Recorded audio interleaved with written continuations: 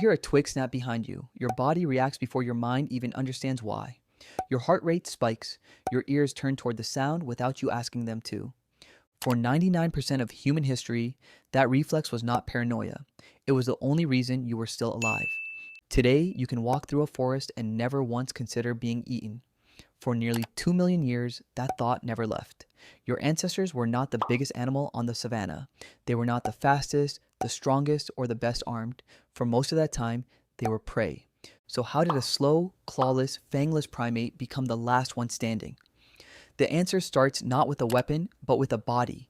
In 1924, a fossil skull was pulled from a limestone quarry in South Africa. It belonged to a young hominin, barely 3 years old, and it became known as the Taung Child. For decades, scientists debated what killed it. Then, in 1995, researchers Lee Berger and Ron Clark re-examined the skull under a microscope and found something chilling. Puncture marks on the eye sockets, matching almost exactly the talon spacing of a modern African eagle. This child had not fallen. This child had been carried off in daylight by a bird. That single fossil rewrote the story of early human life. Because if a hominin child could be snatched by a raptor, what did that mean for the adults? Anthropologist C.K. Brain spent years digging through Swartkrans Cave, another South African site, cataloging thousands of bones. He found something strange. Layer after layer of hominin remains, mixed with the bones of antelope and baboon, all bearing the same signature. Puncture wounds spaced exactly like the canine teeth of a leopard. Brain concluded that Swartkrans was not a home. It was a leopard's dining room, and your ancestors were regularly on the menu. This idea that early humans spent most of their evolutionary history as hunted animals rather than hunters was formalized decades later by biological anthropologists Donna Hart and Robert Sussman. Their research, compiled in the early 2000s and published as Man the Hunted, estimated that lions, hyenas, leopards, and giant eagles killed early hominins often enough to shape human behavior at its core. Not occasionally, constantly. Being eaten wasn't a risk, it was a Tuesday. Think about what that actually means for a body like yours. Your eyes sit at the front of your skull, not the sides, because your ancestors were once hunters chasing down smaller prey millions of years earlier. But by the time you were a small, upright, slow-moving primate on an open savanna, that same forward vision left you with a wide blind spot behind you. A blind spot big cats learned to exploit. You didn't get claws. You didn't get fangs long enough to matter against a lion's jaw. You didn't even get the raw speed of an antelope, the one advantage that might have let you simply outrun the danger. What you got instead was a brain built to notice patterns, a throat built to warn others, and legs built to walk for hours without tiring, none of which help you in the 3 seconds after a leopard decides your dinner. So picture it, not a myth, a Tuesday 2 million years ago. The sun is dropping fast because it always drops fast near the equator. A small band of hominins moves together across open grassland, and notice that word, together, because it is the entire strategy. No one walks alone. No one wanders off to look at something interesting. The group has eyes scanning 3 directions at once because a lone set of eyes misses a crouching lion until it's already too late. Someone spots movement in the tall grass. Everyone freezes, not because they're brave, because stillness is quieter than fear. They don't run for open ground. They run for trees or rocks or each other, clustering into a shape too large and too loud for a single predator to risk. Predators calculate cost against reward. A lone, soft, slow primate is an easy meal. 20 of them, screaming, throwing stones, standing shoulder to shoulder. Suddenly, the math isn't worth it. Watch the details. An older member of the group, the one who has survived 4 decades of this exact scenario, does not run first. She waits. She watches which direction the grass bends. She knows that panic kills faster than claws do, because a scattering group turns 20 defenders into 20 isolated targets. The children are pulled toward the center, not the edge, the same instinct you would recognize instantly in any parent today. Someone begins to shout, low and rhythmic, and the whole group picks it up, because a wall of sound confuses a predator's sense of exactly how many targets it's facing. This is not instinct alone. This is inherited memory turned into choreography, rehearsed 1,000 times before any of them were born, in the bodies of everyone who came before them and lived long enough to pass it on. By the time true darkness falls, the group is not still moving. Movement at night is a death sentence because your eyes were never built for it. Lions see roughly 6 times better in low light than you do, an advantage refined over millions of years of nocturnal hunting. So the group stops.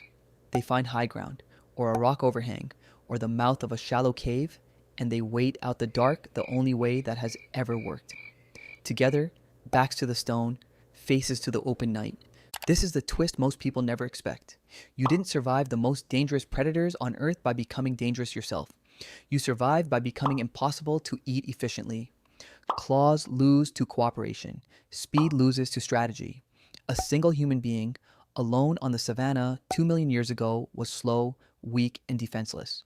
But a human group, watching in every direction, communicating with sound, throwing objects in unison, that was a problem no lion had ever evolved to solve. Fire changed the equation further. At Wonderwork Cave, also in South Africa, archaeologist Michael Chazan and his team found ash and burned bone dated to roughly 1 million years ago, among the earliest confirmed evidence of controlled fire used by early humans. Fire did something no muscle or claw could do. It pushed back the night, and the night was when the largest predators hunted. A flickering light at the mouth of a cave didn't need to kill a lion. It only needed to make the lion hesitate. Hesitation was often the entire margin between surviving until morning and not. But fire alone did not solve the problem. Fire had to be fed, and someone had to stay awake to feed it. So the group split the night into shifts, one person watching while the others slept, a system so basic it feels almost too simple to matter. Except it is the same system your ancestors used for 1 million years before anyone wrote a word down. And it is the same reason a night guard, a lighthouse keeper, or a parent checking a baby monitor at 3 a.m. still feels like one of the oldest jobs a human being can do. Notice what's actually happening here. None of these tools were physical strength. All of them were social intelligence. Watching for each other, warning each other, trusting each other enough to sleep while someone else stayed alert. That trust was not a soft secondary trait layered on top of survival. It was survival. A hominin who wandered off alone to avoid sharing food, or who ignored a warning call because it seemed inconvenient, simply didn't last long enough to have children. Over hundreds of thousands of years, evolution was quietly running an experiment, and the only trait it consistently rewarded was cooperation. This is likely why your brain reacts so strongly to social rejection, almost as strongly as it reacts to physical pain.